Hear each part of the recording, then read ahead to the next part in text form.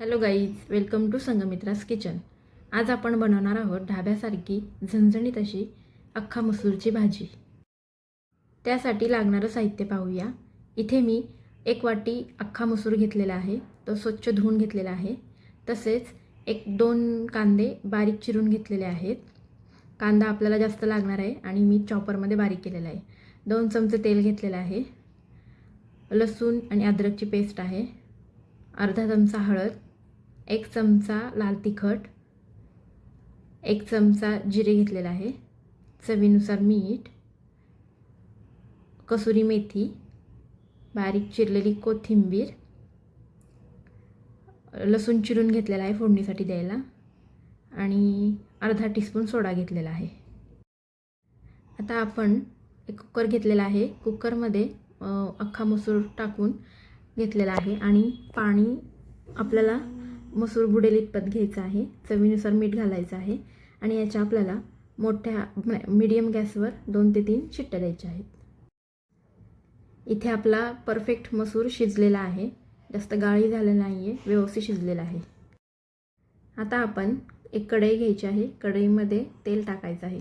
तेल छान तापलं की यामध्ये आपण जिरे घालणार आहोत। जिरे हे छान तडतडले की यामध्ये आपल्याला आपण जो चॉपरमध्ये बारीक केलेला कांदा आहे तो घालून घ्यायचा आहे। कांदा आपल्याला गुलाबी होईपर्यंत छान परतून घ्यायचा आहे।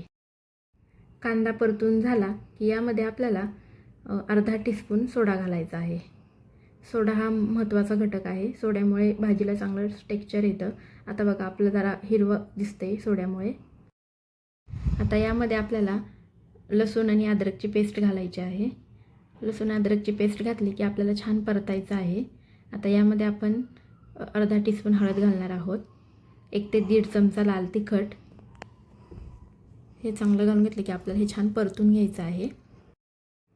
आता बघा आपला मसाला परफेक्ट शिजलेला आहे आणि त्याला छान तेल सुटलेलं आहे। तर या मसाल्यामध्ये आपण जो शिजवून घेतलेला होता अख्खा मसूर तो घालून घ्यायचा आहे। सगळा मसाला अख्खा मसूरला लागला पाहिजे इतपत आपल्याला छान परतून घ्यायचं आहे। तुम्हाला जर पाण्याची गरज लागली तर यामध्ये आपण गरम पाणीच वापरायचं आहे। इथे मी गरम पाणी केलेलं आहे आणि आता माझ्या भाजीसाठी मला गरम पाणी लागणार आहे, तर मी थोडं घालून घेत आहे। आपल्या भाजीला चांगली चव आणि सुगंध येण्यासाठी आपण इथे कसुरी मेथी टाकणार आहोत। आता आपल्या भाजीला चांगलं आपल्याला उकळी येऊन द्यायची आहे। उकळी येऊन दिली की यामध्ये आपण कोथिंबीर घालणार आहोत। आता आपल्याला तडका घ्यायचा आहे। त्यामध्ये तडका पॅनमध्ये मी तेल घातले।